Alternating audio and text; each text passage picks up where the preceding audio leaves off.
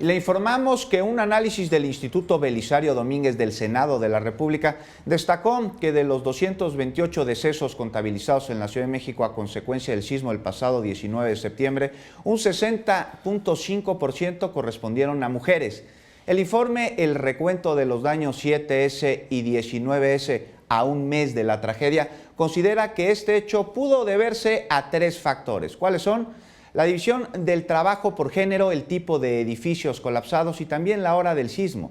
De las 138 mujeres, 122 eran adultas cuyas defunciones se concentraron en las delegaciones Cuauhtémoc y Benito Juárez.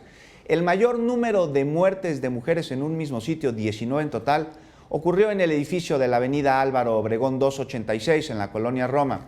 Además, 10 mujeres fallecieron en el inmueble ubicado en la calle de Puebla 282 en la colonia Roma y en el edificio de Bolívar 86 en la colonia Obrera, lugar donde se ubicaba una fábrica de textiles.